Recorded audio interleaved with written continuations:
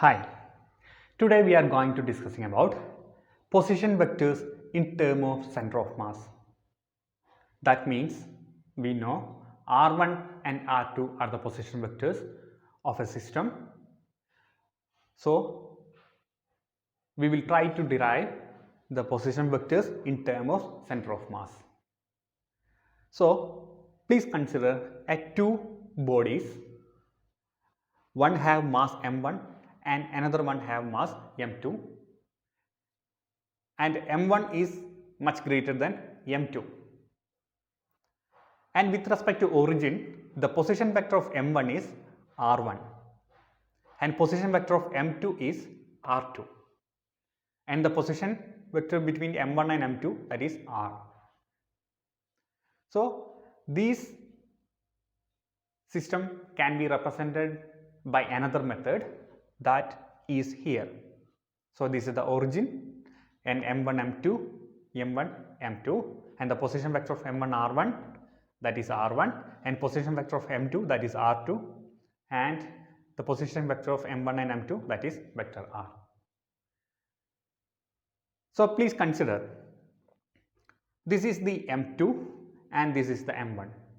So we already proved we can consider two body system as a one body system. So we can consider these two bodies such as a single body object.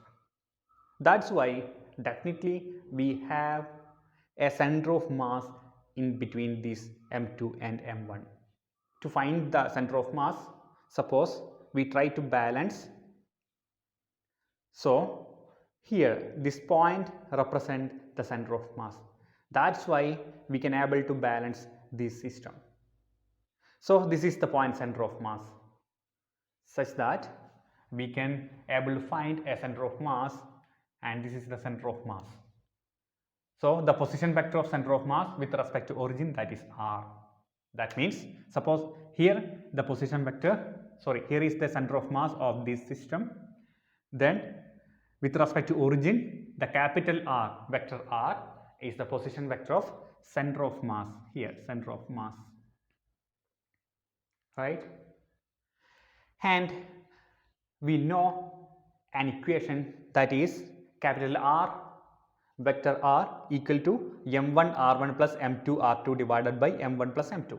Here m1 and m2 are the masses of two objects, and r1 and r2 are the position vectors of m1 and m2. And what is r? Capital R vector r, that is the position vector of center of mass. And we already proved, according to the vector summation rule, the r equal to vector r equal to vector r1 minus r2. Why? Vector r in clockwise direction, but vector r2 is anti-clockwise direction, and also the vector r is anti-clockwise direction. So r1 is opposite to r2. The direction of r1 is just opposite to r2. So we can find the value of r equal to r1 minus r2. Vector r1 minus vector r2 is equal to the position vector r. This is the position vector r. And by considering the equation 1, we can able to rewrite this equation as capital R into m1 plus m2 equal to m1 r1 plus m2 r2. Why? We take this m1 plus m2 term into the left side of the equation. So m1 into m1 plus m2 is equal to m1 r1 plus m2 r2, right? And next we want to calculate the m1 r1 value. So m1 r1 equal to, we can take this term into the left side. So here plus m2 r1, then it become minus m2 r2. So r m1 m2 minus m2 r2 is equal to m1 r1. Just we take this value, this term, into the left side of the equation. Now we want to calculate the value of r1. How? We can divide this equation by m1. So m1 divided by m1, that is equal to r1, and r m1 plus m2 divided by m1, and m2 into r2 divided by m1. And now we got the value of vector r1. Please see the equation 2, vector r equal to vector r1 minus r2. Now we have the value of r1. So we can substitute this value in the equation 2. So we substitute the equation 3 into 2. Then we got vector r equal to, what is r1? r1 is equal to r m1 plus m2 divided by m1 minus m2 m1 into r2. So this is the term vector r1 and minus r2 vector r2. So in this term r2 are common, so we can able to take this value of r2 outside the bracket. Then vector r equal to m1 plus m2 divided by m1 into r. We take the minus r2 outside the bracket, so minus r2 into m1 plus m2 divided by m1, and we are take minus r2, so this become plus 1. And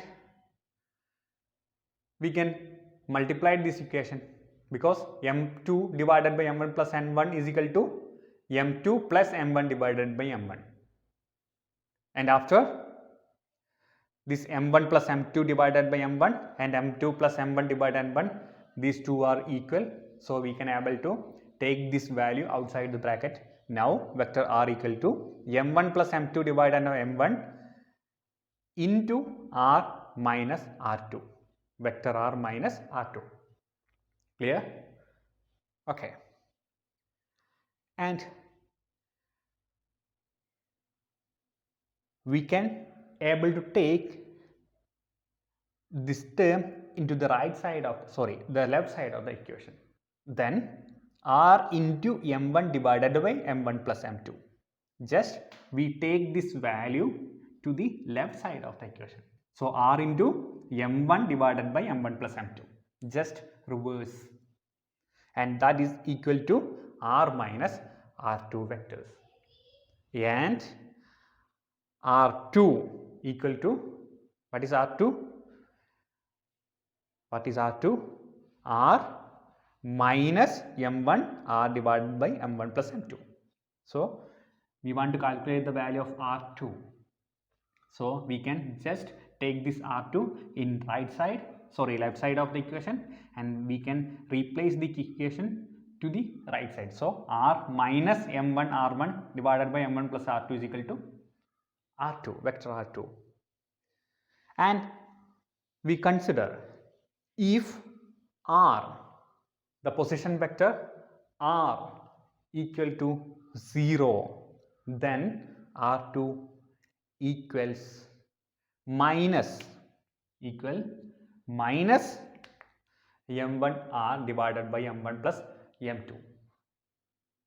So with respect to center of mass, we derive an expression for the position vector r2. What is that? Position vector r2 equal to minus m1 r divided by m1 plus m2. What is m1? The mass of object. And what is m2? Mass of another object. And what is r? The position vectors of m1 and m2. So if r is equal to 0, what? r2, vector r2 is equal to minus m1 r divided by m1 plus m2.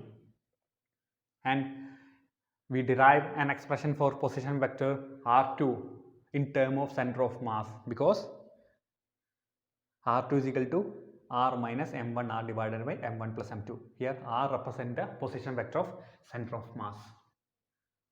Clear?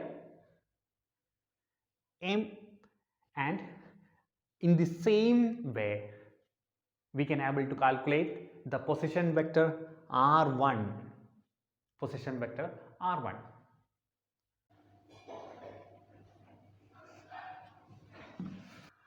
Okay.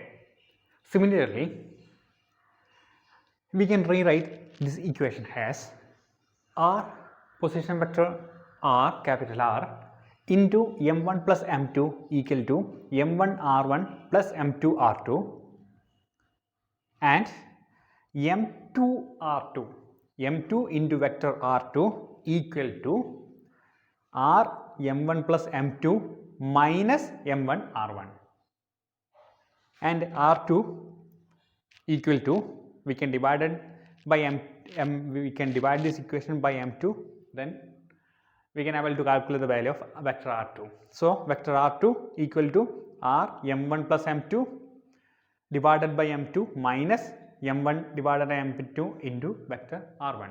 So to find the value of vector r2, we divided this equation by m2 and substitute the value of r2, vector r2, in the equation 2. So vector r equal to r1 minus vector r2. Here we find out the value of r2, so we can able to substitute this value in this equation. So we substitute the equation 3 into 2. Then we got vector r equal to r1 minus vector r1 minus m1 plus m2 divided by m2 into r1 plus m1 m2 r1. How? Because r1 r equal to r1 minus r m1 plus m2 divided by m2, r m1 plus m2 divided by m2 and minus of minus m1 m2, m1 divided by m2. So minus of minus means minus into minus plus, so plus m1 divided by m2 into r1. And here the r1 and r1 is common term, so we can able to take the r1 value outside the bracket. So r equal to r1 into 1 plus m1 by m2 minus m1 m2 divided by m2 vector r, and here m2 into m2 plus m1 divided by m2. Then the term m2 plus m1 divided by m2 and m1 plus m2 divided by m2 are two are equal, so we can able to take this step outside the bracket. Then r equal to m2 plus m1 divided by m2 into r minus vector r.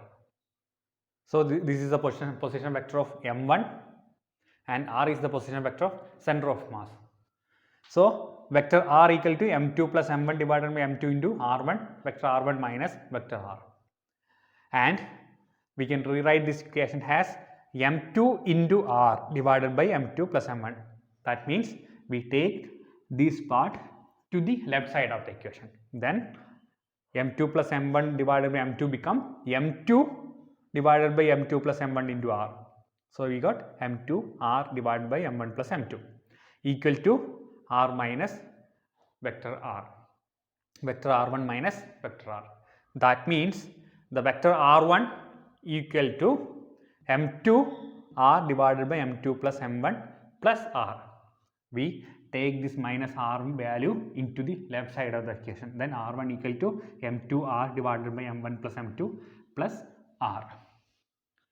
So we derived that the position vector r1 in the term of center of mass, because the r represent the position vector of center of mass. So r1 and r2, we find the values vector r1 and the vector r2 in the term of center of mass. So here if the value of r, that is the position vector of center of mass, is 0, then r1 equal to m2 r divided by m1 plus m2.